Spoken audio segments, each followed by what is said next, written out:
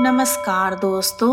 आज माघ गुप्त नवरात्रि के छठे दिन मैं आप सभी के समक्ष महाविद्या छिन्नमस्ता माता की कथा प्रस्तुत कर रही हूँ। आइए शुरू करते हैं।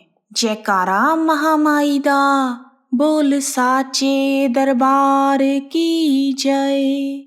छिन्नमस्ता का अर्थ है छिन्न मस्तक वाली, यानी एक अलौकिक शक्ति। माँ छिन्नमस्ता को चिंतपूर्णी माता भी कहा जाता है।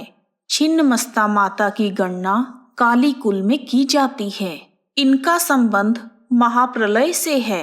महाप्रलय का ज्ञान करवाने वाली यह महाविद्या देवी भगवती का ही रौद्र रूप है।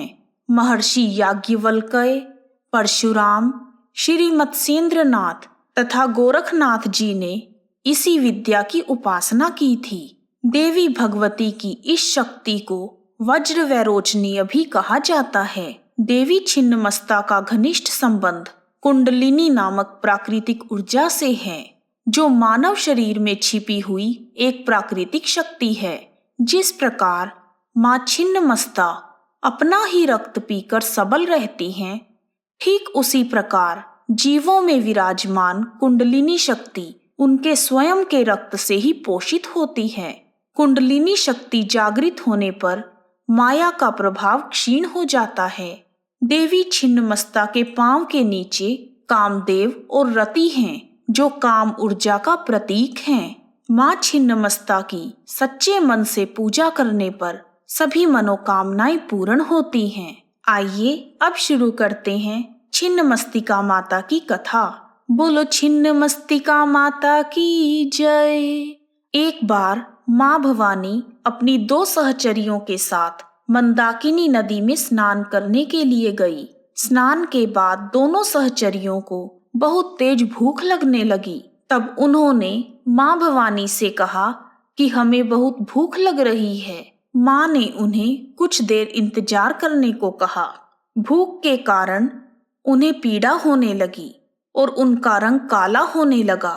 तब दोनों सहचरियों ने विनम्र भाव से माँ को कहा, माँ तो भूखे बच्चे को बिना देर किए ही खाना देती है। ऐसा सुनकर माँ भवानी ने एक ही पल में खड्ग से अपना सर काट दिया और कटा हुआ सर उनके बाएं हाथ में आ गिरा और 3 रक्त धाराएं बह निकली। 2 धाराओं को उन्होंने दोनों सहचरियों की ओर प्रवाहित कर दिया और तीसरी धारा जो ऊपर की ओर बह रही थी, उसे देवी ने स्वयं पिया।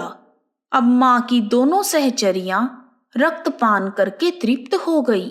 मान्यता है तभी से माँ भवानी के इस रूप को छिन्नमस्ता रूप में जाना जाने लगा। जय माँ छिन्नमस्ता। मार्कंडेय पुराण के अनुसार जब चंडी ने राक्षसों को घोर संग्राम में पराजित कर दिया, तब उनकी 2 योगिनियां जया और विजया युद्ध के बाद भी रक्त की प्यासी थी। उन्होंने माँ से कहा कि हम दोनों को बहुत भूख लगी है। तब माँ ने उनकी भूख को शांत करने के लिए अपना सर काट दिया और अपने खून से उन दोनों की प्यास बुझाई। तभी तो माँ अपने कटे हुए सिर को अपने हाथ में पकड़े हुए दिखाई देती हैं। उनकी गर्दन से निकल रही रक्त की धाराएं उनके दोनों तरफ खड़ी हुई 2 योगिनियां पी रही होती हैं। आइए अब जानते हैं माँ छिन्नमस्ता की पूजा विधि। गुप्त नवरात्रि के छठे दिन ब्रह्म मुहूर्त में उठकर स्नान व ध्यान से पवित्र होने के बाद हाथों में लाल पुष्प लेकर माँ को अर्पित करें और देवी छिन्नमस्ता के मंत्र प्रचंड चंडिका वक्ष्ये सर्व काम फल प्रदाम यस्या स्मरण मात्रेण सदा शिवो भवेन्नर का जाप करते हुए माँ का ध्यान करें और ध्यान करने के बाद माँ छिन्नमस्ता की कथा सुने। गुप्त सिद्धि के लिए माँ दुर्गा की 10 महाविद्याओं में छिन्नमस्ता माता छठी महाविद्या है। माँ छिन्नमस्ता सभी प्रकार की चिंता, कलेश, दुख और कष्टों को हर लेती हैं। इनकी कृपा से विशेष सिद्धियां प्राप्त होती हैं। माँ छिन्नमस्ता की महिमा अपरंपार है। आइए अब जानते हैं माँ छिन्नमस्ता के प्रमुख मंदिरों के बारे में। छिन्नमस्ता देवी का एक प्रमुख मंदिर झारखंड में स्थित है। यह मंदिर दुनिया का दूसरा सबसे बड़ा शक्तिपीठ माना जाता है। रजरप्पा के भैरवी भेड़ा और दामोदर नदी के संगम पर स्थित यह मंदिर लाखों लोगों की आस्था से जुड़ा हुआ है। यहाँ केवल मां छिन्नमस्ता का ही नहीं बल्कि शिव मंदिर, सूर्य मंदिर और बजरंग बली सहित 7 मंदिर मौजूद हैं। इस मंदिर से जुड़ी हुई मां छिन्नमस्ता की कथा इस प्रकार है। एक बार पूर्णिमा की रात को राजा दामोदर शिकार की खोज में निकले। वो भैरवी नदी के संगम स्थल पर पहुंच गए। जब राजा दामोदर विश्राम कर रहे थे तो उन्होंने स्वप्न में लाल वस्त्र पहने हुए तेज मुख वाली एक सुंदर कन्या को देखा। उसने कहा, हे राजन, संतान न होने के कारण इस आयु में तेरा जीवन सूना लग रहा है। अगर तू मेरी बात माने तो तेरी रानी की गोद हरी हो जाएगी। तभी अचानक से राजा की आंख खुल गई। वह इधर उधर भटकने लगे। इसी दौरान सपने में दिखी हुई कन्या राजा के सामने जल के अंदर से प्रकट हुई। वह अलौकिक रूप वाली थी। उसे देखकर राजा भयभीत हो गए। कन्या ने राजा से कहा, हे राजन, मैं छिन्नमस्तिका देवी हूँ। मुझे कलयुगी मनुष्य नहीं जानते। मैं इस वन में बहुत वर्षों से गुप्त रूप में निवास करती हूँ। मैं तुम्हें वरदान देती हूँ कि ठीक 9 महीने के बाद तुम्हें पुत्र रतन की प्राप्ति होगी। मां छिन्नमस्तिका ने कहा कि तुम्हें एक मंदिर दिखेगा जो मिलन स्थल के समीप है। यह मेरा मंदिर है जहां शिलाखंड पर मेरी प्रतिमा है।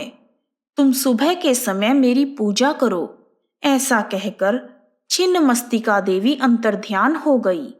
तभी से इस पवित्र स्थान को रजरप्पा कहा जाने लगा। बोलो छिन्नमस्तिका माता की जय। छिन्नमस्तिका माता का एक पीठ चिंतपूर्णी है जो बहुत ही प्रसिद्ध मंदिर है। चिंतपूर्णी माता के दर्शन मात्र से ही मनुष्य की सभी चिंताएं दूर हो जाती हैं तथा पुत्र, धन, धान्य, सुख, समृद्धि की प्राप्ति होती है। बोलो चिंतपूर्णी माता की जय। छिन्नमस्तिका माता की जय। इस प्रकार छिन्नमस्तिका माता की कथा पूर्ण हुई। जयकारा महामाई दा, बोल साचे दरबार की जय। आप सभी का हार्दिक धन्यवाद। जय माता दी, जय मां छिन्नमस्ता।